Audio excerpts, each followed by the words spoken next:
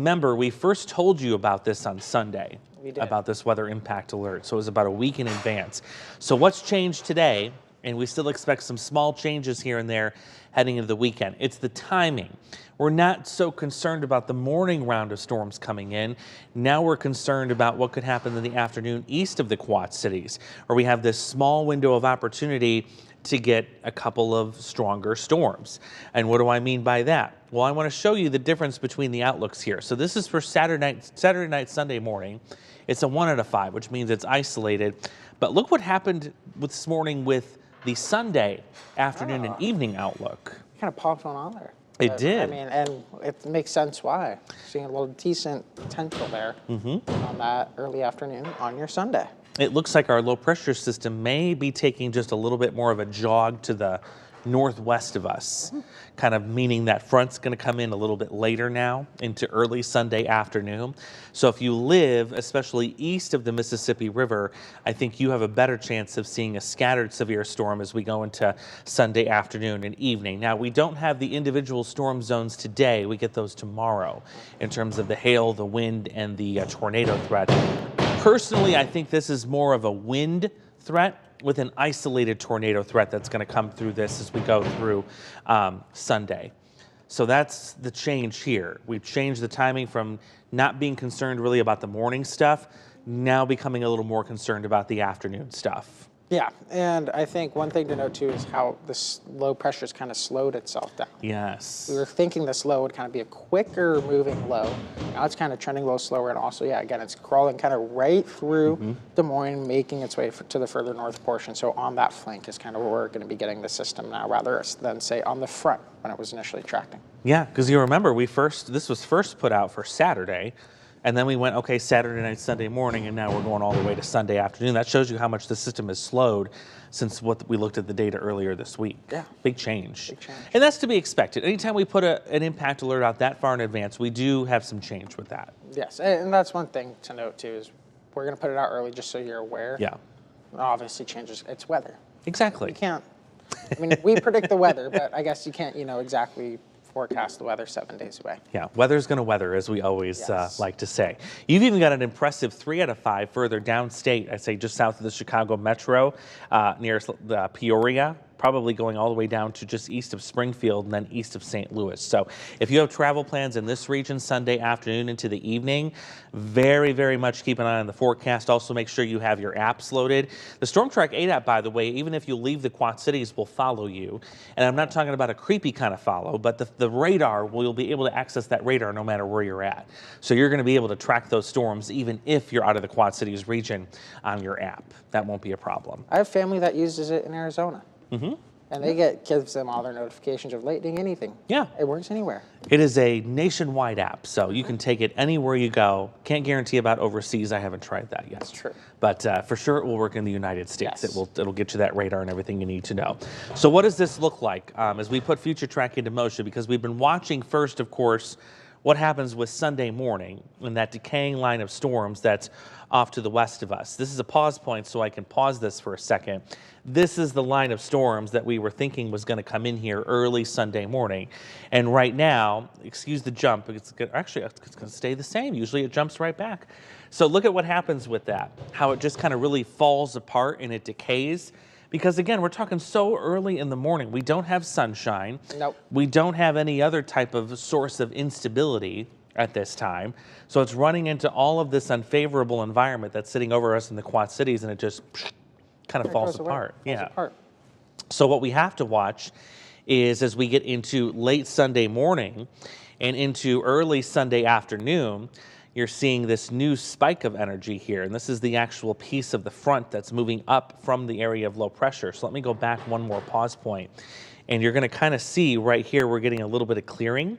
You notice some sunshine is trying to peek through those clouds. Now, if we can get enough, that's where the severe threat's going to come into play for areas east of the Quad Cities with this activity here that will rapidly intensify as it gets into north central and northeast Illinois and also downstate too. Because watch this, you go to the next frame, boom. There's that line. Yeah, there you get the explosive thunderstorm development because again, it's taking advantage of this clearing that has happened to work in ahead of this main piece of energy. So The thing with this is what it looks like now. But if the low were to slow down even more, and if it were to take another jog to the northwest, that means that storm zone that I just showed you with all of this severe storm development would also take a slight jog to the west and impact more of our hometowns. But the timing still remains the same here with today's Sunday's threat anyway. We're looking at about noon into the early afternoon. It's a quick window of time. Yeah. Not all day. No, it's not all day. And I think one thing to note is you don't have to cancel all your plans Right. all day either with this. Exactly. You can see on the radar too, I don't know if we can go back just a little bit. You can see kind of Sure. where this low is tracking that line. It's actually making its way across too. So you can see right to the northwest of Waterloo there. There's that low that we're talking about. If you kind of can get that little pointer back. Yep, there's the low. It's kind of right up in that direction. You can also see the front line of the storm making its way kind of where those winds pick up just to the, yep, right there. That's the line that we're talking about. So, and again, before this low is tracking a little bit quicker and also a little bit further to the south. So you're going to be getting the northern portion of the low, I guess you could say, where the system's developing now. It's tracked its way further to the south. Exactly, yeah, and it's all about the timing of that. So if things slow down, that's more of a risk for us here. But if things speed up, then we're talking east of the Quad Cities, and that's what data is showing this morning. So there's still a little wiggle room in this that we could see that time frame change a little bit. That's why I want you guys to stay with the forecast as we go through this weekend. You don't have to worry about really anything tomorrow, No. but make sure you're tuning in, especially Sunday morning, where we'll have Allison Mills here for GMQC. And then the plan is I'm going to come in during the afternoon and evening for the 5:30 newscast, just in case we need to keep an eye on this during the afternoon. If something were to get out of hand, that way we're here and we can be live. And if things really get out of hand, guess who I'm calling? I'll be here. So I'll be tracking it at home too. yeah, We're both going to have two sets of eyes on it. exactly. We're going to play it by ear and see how things go. But no matter what, we will have that local presence here. We will be here tracking this and watching it should things get out of hand on Sunday. So I want folks to take comfort in that. What about ingredients? One of the ingredients we can look at this far out, of course, is the storm energy. And this is really what we're going to be watching. Again, how much sun can we get ahead of that front as it comes in here as we go into Sunday afternoon? And you can see the storm energy right now is all kind of shoved east of the Quad Cities into that corridor kind of by Chicago. But again, if it slows down, this starts migrating westward and we get ourselves into some trouble with that new line of storms trying to form. And you see that some of the stronger south winds on Sunday will try and pull some of the storm energy westward, but the bulk of it is east of us. And that's why you're seeing that 3 out of 5 risk, Kankakee and points east. As I said, just to the east of Peoria there, you can see even some of that almost yellowish color making its way through too. Yeah, it's quite strong over there. And I'm going to see, this might allow me to zoom back out since we're at a pause point. So you can see the difference here. Yeah, you can see obviously where the highest feed of storm energy is going to be, and that's going to be downstate of us. There's not too much time for this to get up here, but if the system were to slow down, again, you shove everything west, there would be more time to get it up here. Much more time. And that could potentially cause a problem. So something we're gonna continue to watch in the next 24 to 36 hours. There's the timeline, the way things look right now, and showing you that here laid out, starting at 6 in the morning, all the way until 9 o'clock at night. I'm taking you kind of hour by hour here. We're going to start with some rain showers Sunday morning. That's that decaying line of storms. Could have a good rush of wind with it, but we're not expecting anything severe with that. Then we get a break around 10. We get to noon. We're going to see this solid area of rain move in from the southwest. But ahead of that on the Illinois side is where you get your red here. From noon until about 3, you get those scattered thunderstorms coming into play, a couple of which could be severe. And then by the evening, those are east, a couple of rain showers. Doesn't even look like much of a snow opportunity here anymore. No. I know we talked about the snow just about 24 hours ago. Yeah.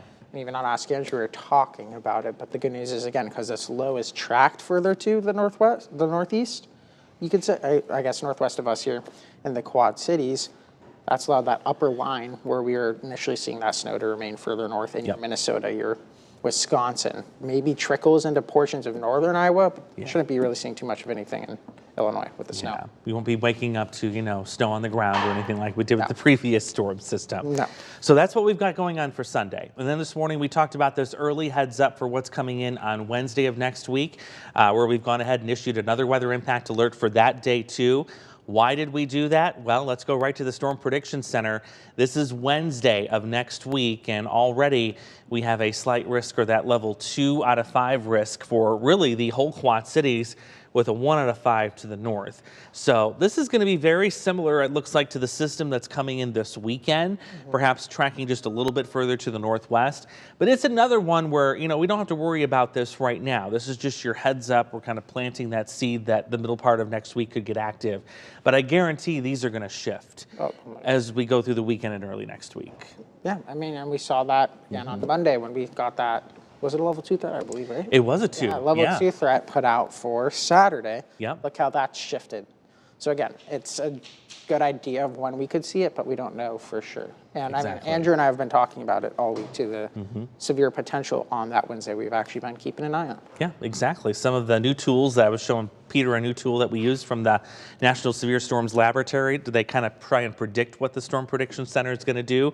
And Wednesday was one of those days where it looked like we had some heightened severe potential. So no surprise it's there. Again, it's something to just keep a watch on. We're not too concerned about it right now. We're putting out that weather impact alert just so that you folks know that next Wednesday could potentially get a little bumpy. Of course, I think by Monday, especially Tuesday, we'll get all the zones figured out and we'll have finer details. But I know a lot of folks, it's like, let's just get through Sunday first. Let's get through Sunday. Then we'll worry about what's going to come in on Wednesday, and that's how I feel too. There's some